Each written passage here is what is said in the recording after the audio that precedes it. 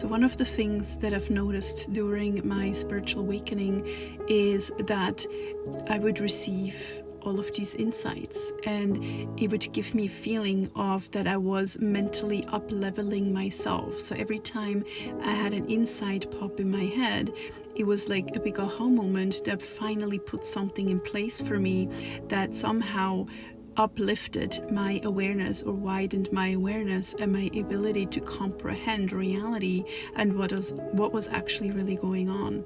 So when you are going through a spiritual awakening, it's usually because you're becoming yourself, your true self. You are stepping into the person that you're meant to be in this lifetime. And so you will gain all of these insights and perceptions. And this is actually also the reason why that you will sort of in your head go back in your memory into your past and recollect these old memories that you have maybe forgotten about. They come kind of like they pop in your head. They literally pop in your head out of nowhere, like, oh my God, I can't believe I forgot about that. And as you're doing that, you are sort of drawing the lines or connecting the dots from event to event, and you start to realize and receive or get the bigger picture of what is actually really going on here. And then you become extremely intelligent because of that. You will know shit that nobody else will know, or nobody else yet has fully clued in. And you will also find other people that have also clued in, who are also awakened. And when you talk to them, they're like, yeah, I know. And it's like you didn't know that they knew all of this time that you did not know, you know. And it's very, very interesting. And this is why these memories need to come back, because these experiences have to integrate into your conscious awareness. You know, people live their lives and they move on all the time because that is how they survive their lives, is by forgetting things that happened that would make things very difficult for themselves. So when you reach a certain point in your life, or a certain age, or a certain level of maturity, you need to integrate those past experiences. To finish this, I just wanted to say that when you're receiving memories back and you're able to clue in what's actually really going on, and you're drawing or connecting the dots, so to speak, this is meant to happen so that you can self-actualize yourself, and also so that you can integrate past experiences to remember who you actually truly are and what you've actually really experienced. Also, a lot of these experiences in the past that were not in our conscious awareness for so long, they contain perceptions that we have missed at the time when we experienced it, because we didn't have the mental capacity or the emotional ability to comprehend what was going on at the time when it was going on.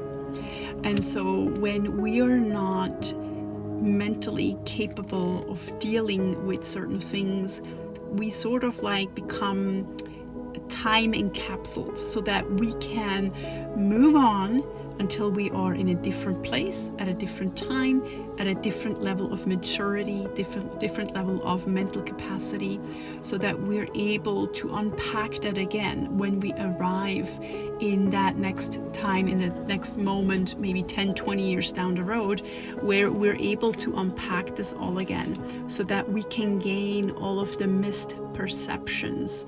We need to gain those perceptions so that we can integrate these experiences and the learning through it, so that we can become the people that we were meant to become in this lifetime.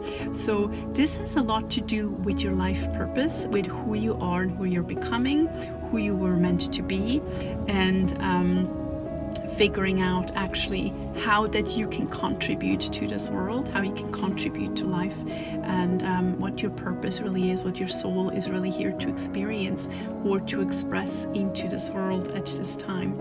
And this is something that happens to people who have great purpose and a reason for being in this world, outside of just, the benign stuff. And I would actually even argue that most people on this planet, if not everybody, has a divine purpose. It is like this little gem that's hidden inside of your heart that you don't know that it's there.